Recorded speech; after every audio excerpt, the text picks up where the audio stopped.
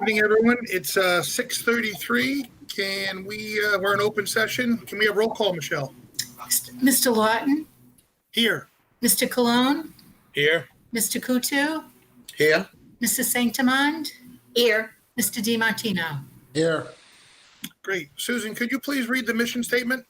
Oh, I got to find it. I'm sorry. That's all right. I'll read it. Thank you, Lou. Sorry, no problem.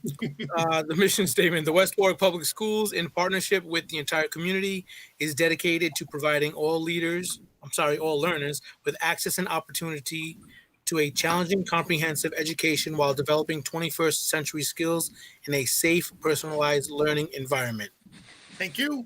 Pledge of Allegiance. Susan, you got that one, Sue. I've got it. You got it. I pledge allegiance to the flag of the United States of America and to the republic for which it stands, one nation under God, indivisible, with liberty and justice for all. Thank you. We have a motion to seal the executive session minutes. I'll make a motion. Second, all in favor? Aye. Aye. Karen, Superintendent's report. Okay, thank you, Steve. Well, good evening, everybody. Thanks for being here again at one of our virtual school committee meetings. I think we're getting the hang of it now.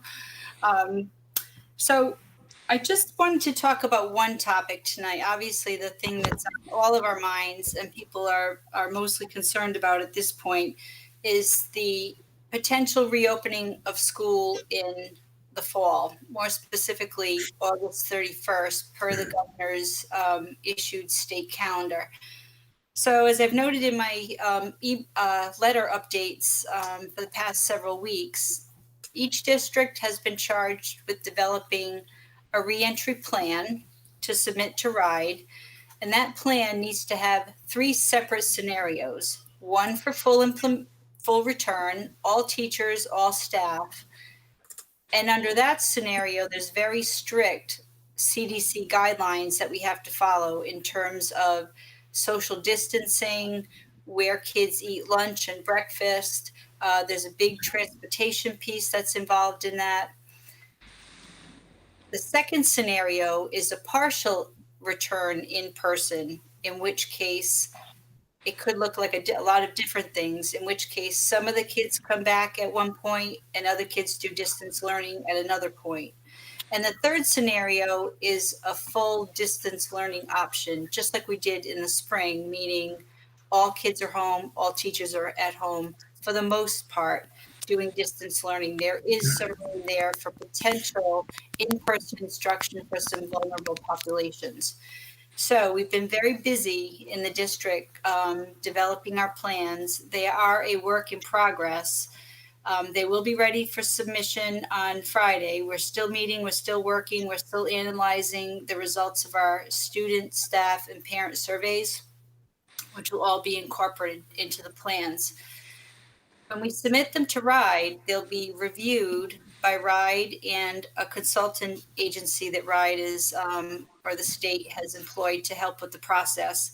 And then we'll get feedback and then we'll adjust accordingly. So I need to just say out loud that these plans are a work in progress, and we'll develop even after we get the feedback. We know that there'll be lots of layers that we still need to add details to and consider. So at this point, I'd just like to talk at a very high level a little bit about the partial in-person option. Our district is one of the AFT districts in the state, and we've partnered with 8 other districts, so 9 of us total, in a consortium to work together collaboratively to help brainstorm and develop ideas together. So a lot of our plan, a lot of other districts are following, if not closely, very similar in that we focused on the partial. If we're told that we're going to have a partial return to school, which means some kids in school and other kids not at any given time, we think what is probably going to make the most sense is to ensure we have every student have access to in-person instruction. It would probably look like a 50% student return one day, and then probably some type of rotation, possibly an A day, B day rotation, and the other 50% come on the B day. Now, on the opposite of in-person day, you would have a distance learning day. So we're looking at that type of a model for our in-person, partial in-person return. Again, there's a lot of pieces to this and a lot of things we still need to work out. What about families who have kids at different levels, and they may have different last names within the same household? So we made consideration for those types of things, and as well as our special populations of students. So at this point, we're thinking in terms of the plan for partial in-person, something similar to that type of a schedule. There's lots of things to consider. Transportation is another big piece for the full return and the partial return, because the guidance right now tells us that we can only have one student in a seat in every other row. So which would not be, our bus fleet would not suffice to bus the kids as we normally would at that rate. So part of our survey was to ask parents what they planned to use for transportation for their students, whether it was bus, walk, or if they were going to drop their kids off.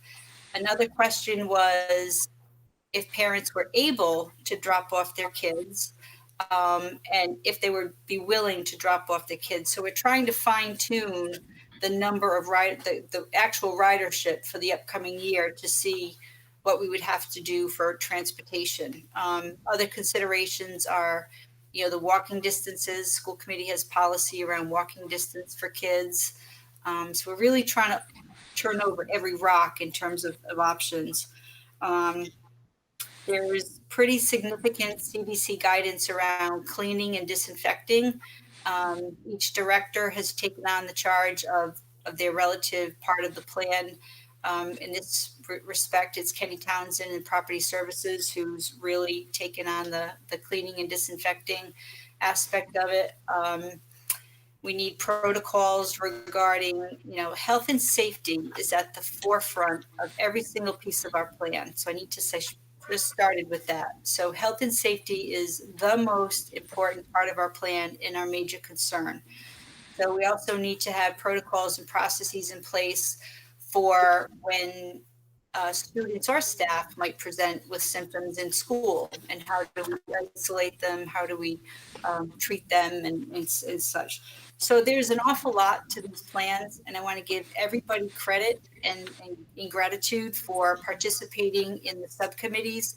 We had over 50 people involved. There were 4 subcommittees for each component of the plan, and people spent a lot of time. They volunteered their time, which is supposed to be their summer break and summer vacation. So I really appreciate everybody's input. We really need everybody's expertise because of the multiple layers of these plans. So tonight, I just wanted to kind of give that kind of high level overview of what we're thinking at this point.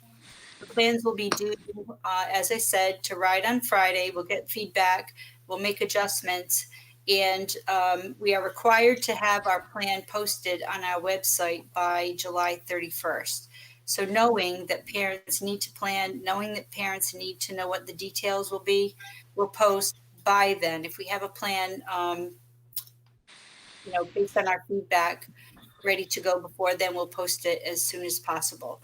And we will have a plan to communicate with parents what the plan is. Make sure everybody has an understanding and a way for people to ask questions and get some response from answers. So at this point, I just wanted to give that much detail. Like I said, it is a work in progress. I can't say it more. I can't say it enough, I should say, that health and safety is at the forefront of all of our thinking. Our intention is to, if we're allowed to, and this is the other piece, by mid-August, the state will tell us, based on the data around the virus, what scenario will follow. So they'll tell us whether the data is good enough gone in a positive enough direction where we can attempt to get people back in full. And I'll be honest, given the current guidelines, I don't really see that as a possibility, considering the distancing and the busing issues. But we'll see what happens between now and then. I don't know if the guidance will be changed or not, or if the data is at a point where they think it's safe enough to bring people, teachers and kids, all staff and kids, in a partial return. And the purpose around a partial return is the social distancing. That's the biggest reason for it. And to have smaller groups of kids together, what they're calling stable groups. That's what we're being told is the key to a healthy environment. If the kids are smaller and the number of adults interacting with what they're calling stable groups is less, there's less likely an opportunity for the virus to spread. So that's the purpose of a partial in-person return. It's just smaller groups of people. We can spread out more. And then if the data around the virus is not going in the right direction, similar to what the governor decided in the spring, there is a possibility that we'll start the year in a full distance learning mode. So we entirely appreciate the ambiguity around this whole thing, and I will be so happy when we can give better information about what the plans are going to be, and I will feel even better when we get direction from the state about what we're expected to do for the fall. So at that, any questions? Probably a million, I know, but we'll. Thank you, Karen. Yeah, you're welcome. And I can't thank everybody in the district enough for their support and their time. And, it's an uneasy time for people. And like I said, as soon as we have more information to give parents, we will. We know your families are dependent on this information, so you can plan your families and your own jobs and childcare and everything else. So and food access will be part of our plan for just to throw in another detail. If your child's distance learning one day, you will still have access to breakfast and lunch, just like we did in the spring with distance learning, and we'll work out all of those details as well. Okay. That's it. Thank you. Thank you. All right. 12, discussion approval consent agenda. A, open session minutes, June 10th, 2020. B, executive session minutes, June 10th, 2020. C, special meeting open session minutes, June 29th, 2020. D, special meeting executive session minutes, June 29th, 2020. And the payment of bills of $856,769.41. Make a motion to approve the consent agenda. Motion, second, all in favor? Aye. Aye, great, thank you. 13, financial update. Is Joe here? There he is. Yes, I am. Good evening, everyone. Good evening. How are you?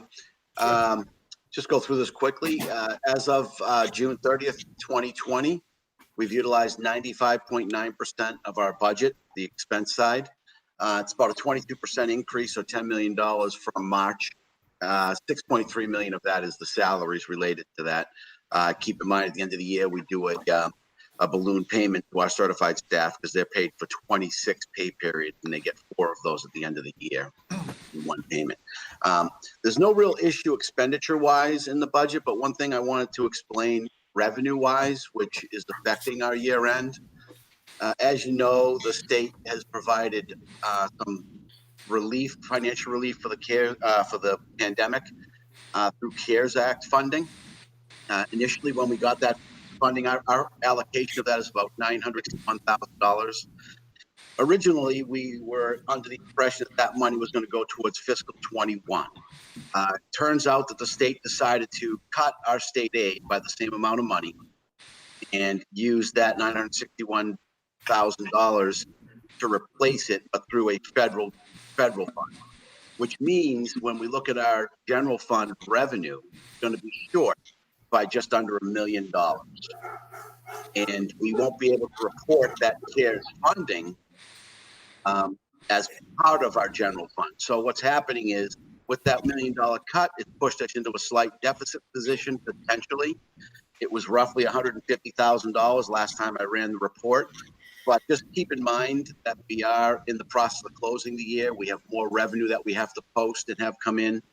And we do have some other expenditures that will slowly trickle in through the end of into this month, sometimes even in August.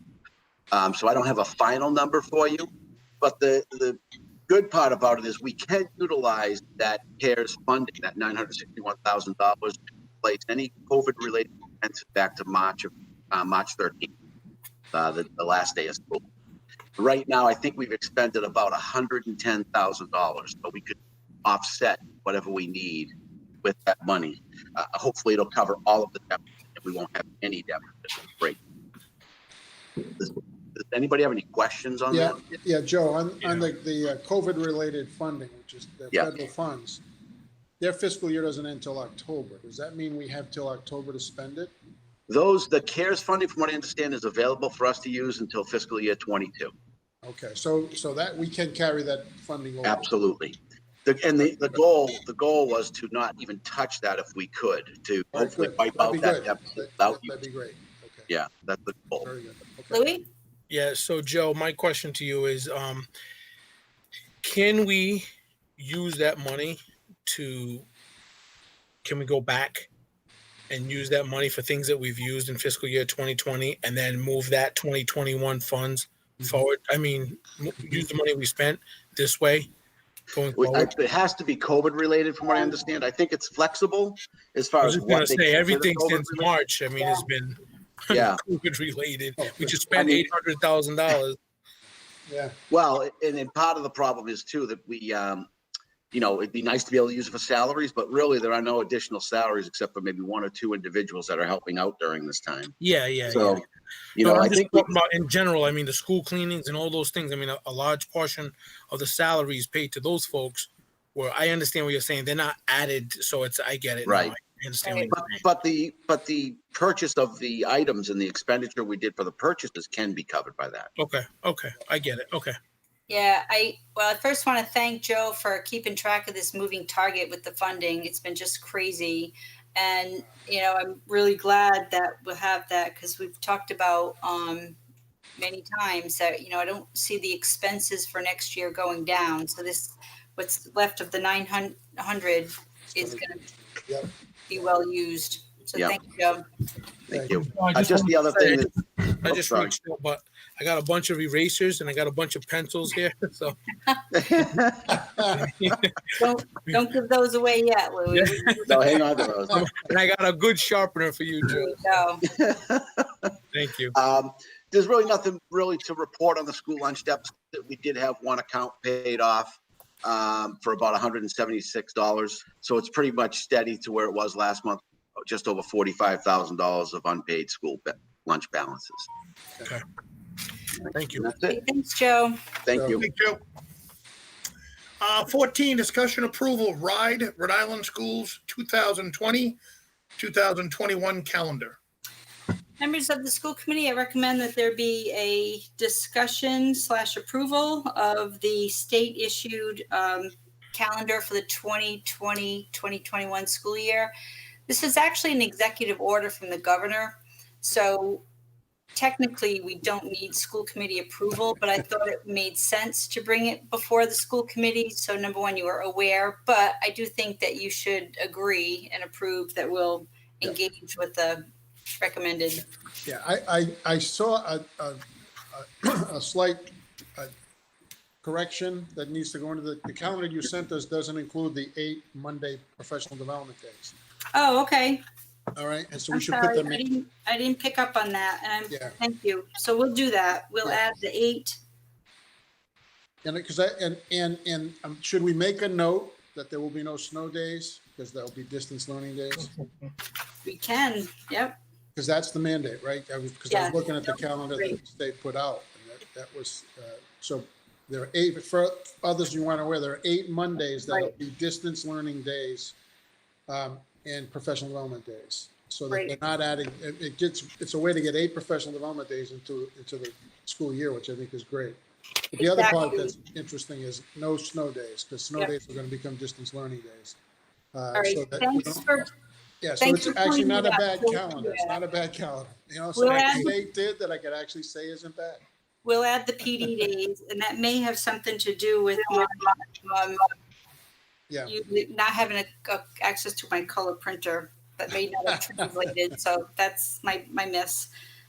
Oh, So yeah, anyway, okay. so we start back to school on August 31st. And all of the traditional vacations are in there. We do have all 3 religious holidays as noted on the calendar, which we haven't had in the past. That's an addition or change to the calendar. Otherwise, it's not terribly different than ours. No, A couple of days on either end, but so I just wanted to make sure everybody was aware. So we're not really approving this, it was just more something to talk about. Yeah, it was Yeah. more just for your information, and thank you, Joe, for catching that. We'll fix it. Aubrey, you gotta say something? No, I don't think you have to approve it. There are other school committees who maybe are adding days or doing like a little bit here and there to it. But I think, if you're going to accept it as written, I think you could approve it, but you don't have to. I'm fine with it. Thank Okay, you. yeah, yeah. Because the governor might decide to change it tomorrow, so. Yeah. We're rolling with the flow. Number 15, discussion approval, final contractual amendments to the contract between the West Warwick School Committee and the West Warwick Teachers Alliance effective 9/1/18 to 8/31 of 23. Thank you. Members of the school committee, I recommend that there be a discussion/approval of the final contractual amendments to the contract between the West Warwick School Committee and the West Warwick Teachers Alliance effective 9/1/18 through 8/31/23. And I would just like to add a few comments that this is in the teacher's contract, we are in year 3. In year 3, there was no consideration, no change. It was as the contract was written, which included a 1.5% salary increase. We had an MOA for years 4 and 5 to address salary and healthcare. Now, to the credit of Sean Doyle, as always, he came forward and requested that I would engage in the MOA reopener prior to November of this year, which by contract we were supposed to do. So we did just that. And once again, to the Teachers Alliance credit, the teachers union has stepped up. They've seen the need. They offered a concession, and I'm beyond words of ingratitude for that action in itself, but especially at this moment in time when there's so much uncertainty and people are just really struggling in a lot of different ways. So with that, the teachers union has conceded a large portion of their salary increase expected for this year. They have conceded 1.1% of their expected 1.5% salary increase this year, leaving them with a 0.4% increase. The reason for doing that was they wanted to afford the district working capital to help out in a very difficult recommendation on my part and action on the school committee that has taken place in the last several weeks. As you all well know, several weeks ago, we had to lay off several teachers because of our unstable, uncertain financial situation. The working capital, that concession of salary for this current year, gives us the ability to hire all of those laid off teachers back. So I'm beyond words of gratitude. As always, the teachers have stepped up. So with this, we will be able to hire the teachers back, right back to their original positions. And in fact, 4 of the people will be everybody will be part of the planning process of next year, but there's 4 people in particular that will be key components of our planning for reopening of school in the 3 different scenarios that I just talked about. So in a year where they didn't even need to do anything, they did. And then we addressed years 22 and 23, years 4 and 5 in the contract, in the salary and healthcare issues as outlined in your packet.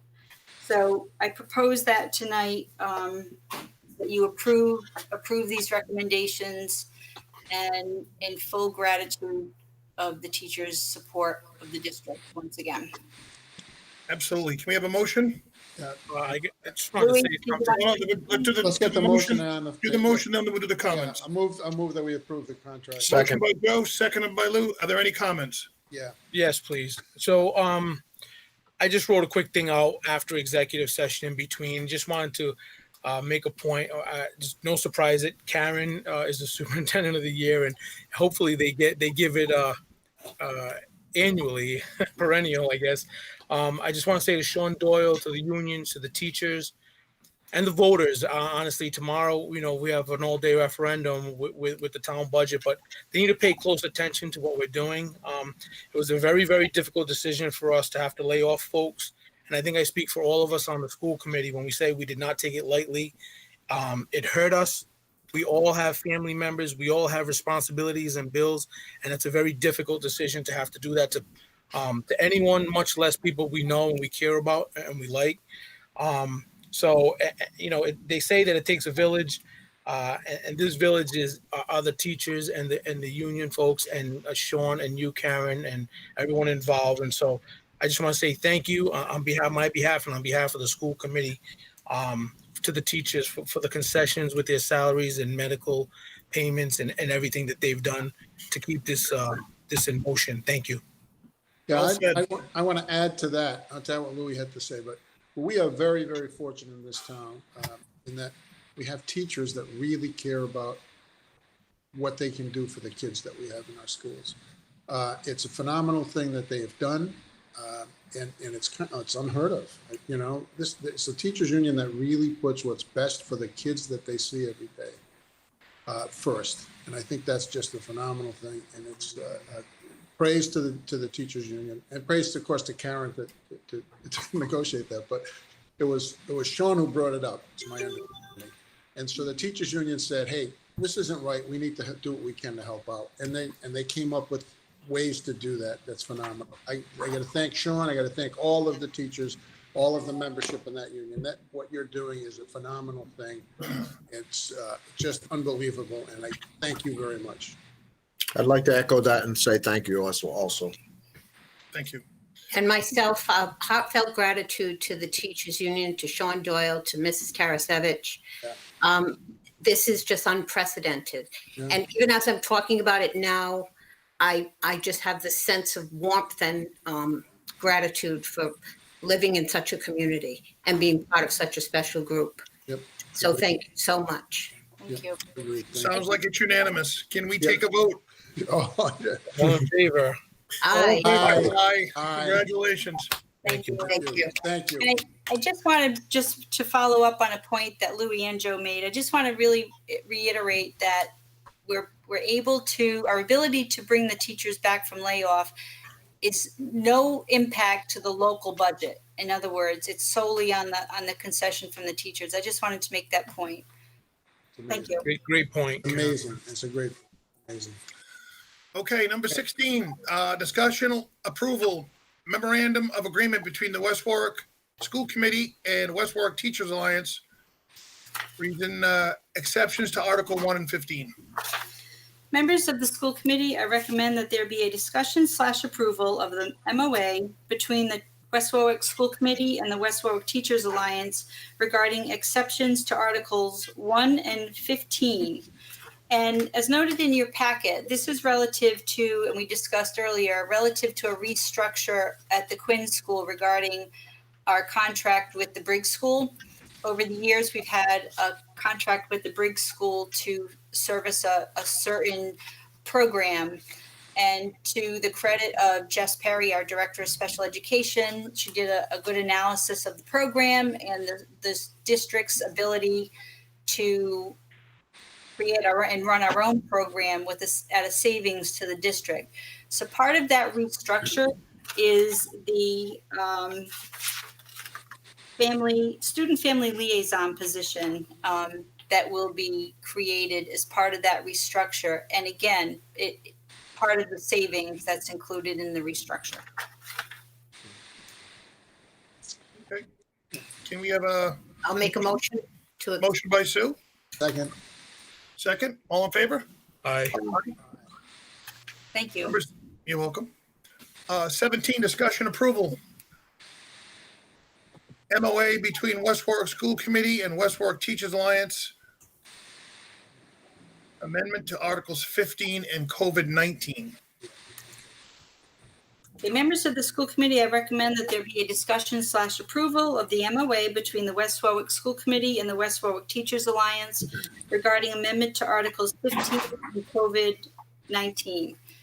So this is unique, completely relevant to this moment in time. We're really proud to put this MOA forward. As far as we know and understand, we're the first district in the state to come to an agreement with labor and management regarding these specific issues relative to COVID-19 and the reopening of schools. And we've said 5 times tonight that the most important thing at the forefront of our returning to school and the development of our plans is a healthy and safe environment. So this MOA is going to help support that in terms of language around sick leave, leave of absences, testing, for when a staff person may have a positive test. It talks all about how we would handle that leave of absence if a teacher tests positive and is required by the state or the district to quarantine. It will be at no penalty to them. In other words, they won't be required to use or lose accrual of sick time. And it also has language around documentation and reserves the district's right for an independent evaluation if we should see the need for that to happen.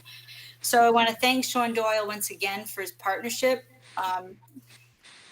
There are a million details to reopening school, and every single one of them is important. So I appreciate Sean's attention to the detail here. And as always, the support and the well-being of all of our staff members as well as our students. So I'm proud to present this. This is a huge step in the right direction.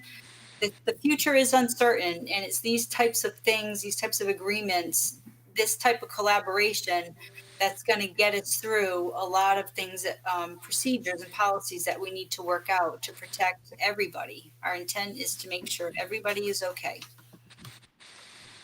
Okay. We have a motion to accept the COVID MO. Make a motion. Second. Second, all in favor? I just want to make a comment, I'm Steve. sorry, go ahead. That's okay. This will be the last one I make tonight. But I want to reiterate what Karen said. This is something that as a district we should be truly proud of. To be the first district in the state, potentially in the country, that has something like this. It's like this is an MOA that has people clamoring for the template or for the idea of what it is we've worked out. I know that the biggest thing, or two of the big things, are in my eyes, are the willingness and the commitment from the teachers that have already agreed to say, listen, we know school has to go on. We're gonna come to school, and their willingness to wear masks and to know exactly what's expected of them, but also for us to keep them in mind, saying, which is the second point, is that if for some reason you have to have timeout, if for some reason there's some sort of issues, you're not going to be penalized. We appreciate your efforts. We understand what's going on, and when we've already got this agreement, and the rest of everyone else is not even thought about it, much less come to the table or come to an agreement. To me, that just continues to speak volumes about what the district is doing, and I'm totally stoked. I'm over the moon about it, so I appreciate everyone's efforts. Thanks. It's a step in the direction of, helping people Yeah. do the right thing. When we're sick, we've been told, and the science and data supports that we should stay home. So, it's not in good conscience. I can't recommend to penalize people for doing the right thing. It's the only way. There's just also the forethought, Karen. I mean, we were at the beginning of the movement with the whole Chromebooks thing, and that put us in a fantastic position during distance learning and everything. It just continues to show that you and all the folks in the admin and the people that are working really hard are ahead of the curve and are just preparing ourselves to continue to be exemplary. And so I wanted to say this, didn't have plans to say, but I will commit myself today that I know that based on the MOAs that we just spoke about with the teachers and their concessions, I know that we're still among some of the lower districts in pay. I'm committing myself today to be willing to work with you and Sean and whomever else I have to work with to try to see what we can do to in the future, once we get past these things, to try to help the teachers get up to where they should be, frankly. So. Yeah, thank you, Louis, for making that comment. And I should have included a comment that, the increase for years 4 and 5 that I recommend brings the Teachers Alliance in West Warwick. It keeps the Teachers Alliance in West Warwick up with the bottom of the pack of teachers in the state. With that suggested increase, they are still the lowest paid teachers in the state. So thank you. And it doesn't go unrecognized. We know that. We discuss it amongst ourselves often. Right. So I just want everyone to the teachers that are watching, that are part of this, we understand that, we know that. And we understand that, we're on borrowed time. We're not trying to run from it. We're not trying to hide from it or talk or sweep it under the rug. We know that, we want to work with you and try to do what we can to treat you guys right and to respect your profession. Thanks, Louie. And I want to thank Attorney Lombardo for her help with this MOA too. Spot on, expertise is always appreciated. And in these uncertain times, she's just all over it, and she's constantly doing research, and she's on top of the latest guidance. And so thank you, Aubrey. Thanks, Aubrey. Thank you. It's a pleasure to work with all of you and with the union. Thank you. Okay, can we have a vote on the COVID MOA? Take a motion. Second. Motion, second, all in favor? Aye. Aye. 18, discussion approval, contract between the West Warwick School Committee and the Rhode Island Council 94, Local 3546, effective. Go ahead. No, you can finish. Sorry. I get all excited. Effective July 1st, 2019 to June 30th, 2024. Great, thank you. Members of the school committee, I recommend that there be a discussion/approval of the contract between the West Warwick School Committee and the Rhode Island Council 94, Local 3546, effective 7/1/19 through 6/30/24. Make a motion. Motion by Lou, Second. second by Rainey. All in favor? Aye. Congratulations. I'd just like to comment on our negotiation process was very positive. We appreciate the leadership in Council 94, and we're very excited about our positive relationship and our collaborative agreements, and see a very good future and a strong partnership moving forward. And I just want to thank Missy Griffin for her leadership. She really stepped up to the plate big time for her membership, but also for the district. Missy truly gets collaborative practice. She really gets what it means to work together and the value of supporting the good of the all being the district, with never losing sight of her membership. So I have to give her a big shout out and kudos for a really great job, as well as her executive board and the negotiating team. I would just say, Missy, if you wanted that in writing for a referral for another district, we would never do it. No way, she's a keeper. Thanks. All right. Number 19, discussion approval, second reading of the policies. Okay, so we should do one at a time because they're different. So members of the school committee, I recommend that there be a discussion / approval of the second reading of the following policies. VA1, user-friendly schools to be deleted. Make a motion to, I'll make a motion. Second, motion by Sue, second by Joe, all in favor? Aye. And B, VA2, assignment of students to schools. That was a revision. Make I'll a make- motion to accept the new revision. I'll make a motion. Second. Motion second, all in favor? Aye. Aye. And the third, VA3, resident students to be deleted. Make a motion, motion Make a to accept. motion. Motion, second, all in favor? Aye. Aye. Number 20, discussion approval, first reading of policies. Members of the school committee, I recommend that there be a discussion / approval of the first reading of the following policies. IVE7, graduation exercises to be deleted. We have a motion to approve. Make a motion. Motion, second, all in favor? Aye. Aye. B, IVG, miscellaneous instructional policies revised. Make a motion on the approval of the revision. I'll make a motion. Motion by Sue, second, second, all in favor? Aye. C, VA4, non-resident students to be deleted. Make a motion on deleting that section. I'll make a motion. Motion by second. Sue, second by Joe, all in favor? Aye. Aye. D, VA5, tuition students to be deleted.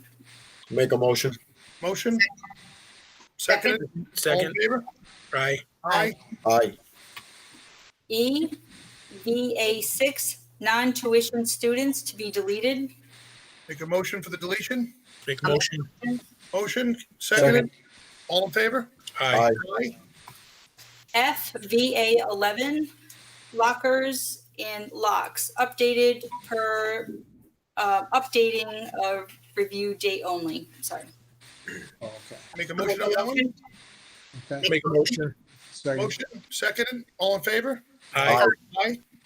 G, VA16, policy on students infected with HIV, and that's to be deleted. Motion on deleting that Make a section. motion. Motion, second, all in favor? Aye. Aye.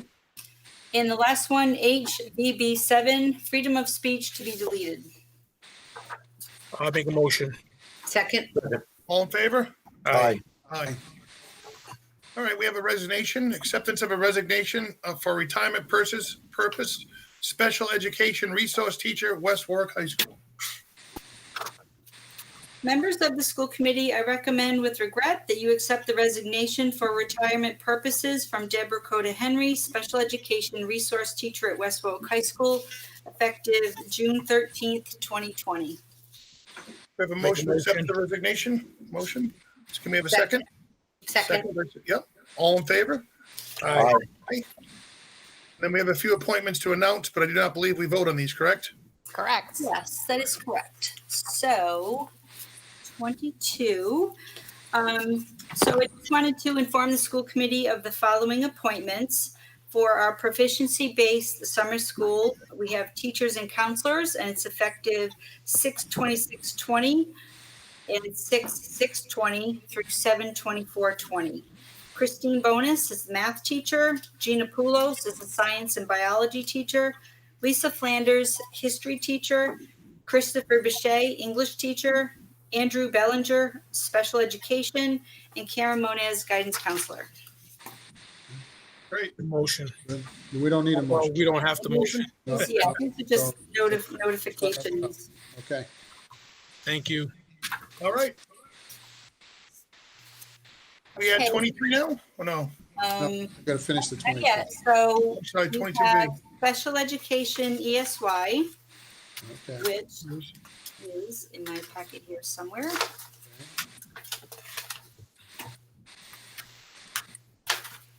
So I will run through the list of teachers. There's a few. Following teachers have been appointed to special ed extended school year positions.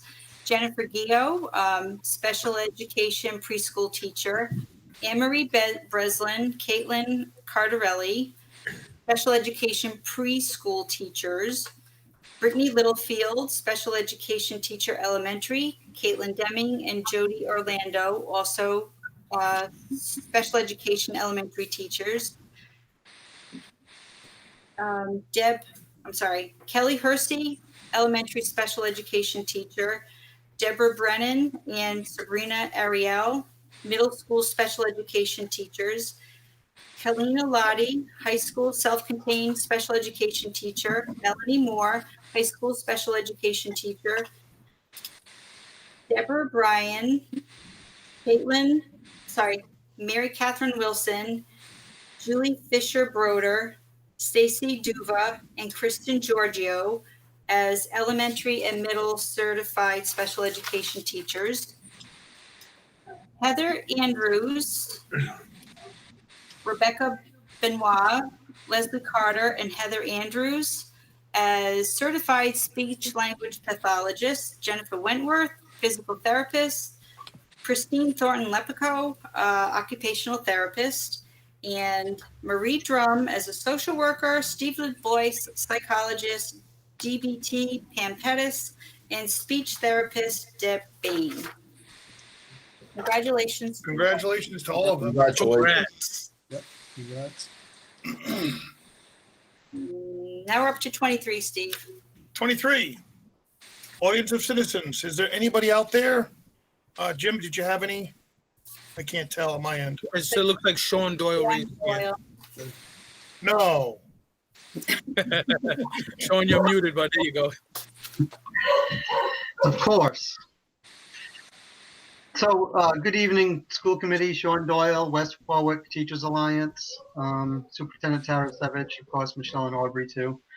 I just wanted to say it's always satisfying when we can negotiate an agreement that really benefits the district, benefits teachers, and benefits, provides supports and programs in place that benefit kids. Whenever we can do all three things, and we've done a very good job. And it seems like we sometimes do our best work when we're under the most pressure to do it. Very excited, I need to say, regarding the recall of teachers. Like Karen mentioned, 4 of those individuals are in positions where they will be leaned on heavily during the reopen plan. We needed them back on board. So it's good to have everybody back so we can meet the challenges ahead of us.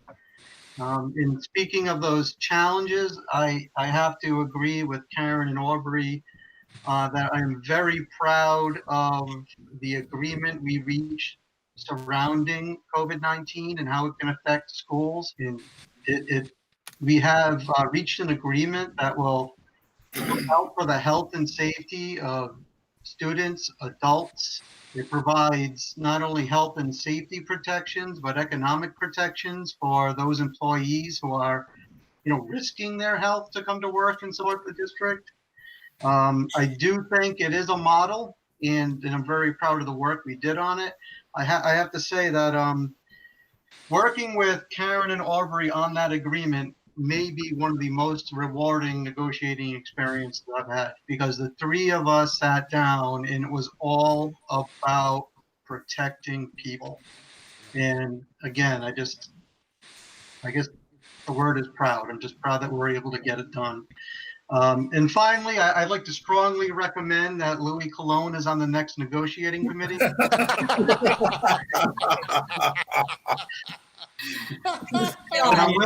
I'm willing to start whenever he is. Want to make it then in the form of a motion, Steve? Can we make a motion? No motion yet. Call me in. It's not on the agenda. Well, thank you, Sean. I appreciate Thank you, Sean. comment. And Sean, Yep. I Go ahead, appreciate Sean. that. And just a reminder before we go on to adjourn the meeting is to make sure everyone goes out and votes for the budget tomorrow. Absolutely. You know? We're on it. Actually, Melissa looks like she raised her hand as well. Oh, and to Sean's point, I'm ready, buddy. Melissa, you're up. Hi, everyone. See, I just wanted, as the president of Local 5546, I would just like to say thank you to Mrs. Tarasevich, all the administration and school committee members, for your continued support and professionalism that you show to me, my members, and my executive board and officers. As I stated before, we want to be part of the solution and help the district be safe and have our students come back and everybody be healthy. Very good. That was very nice. Thank you, Melissa. Thank you, you're welcome. Anybody else with their hand up, anything? Oh, I can see you, Steve. I can see you, Steve. You ready? You ready? I am ready. Don't forget to vote tomorrow. Can I have a motion to adjourn? Everyone go out and vote. I make a motion. Motion. Second. Second. All in favor? Aye. Aye. Thanks, Aubrey. Thank you. See you at the polls. Have a good night, everybody. Good Bye, night. everybody. Good night. Thank you. Blackie.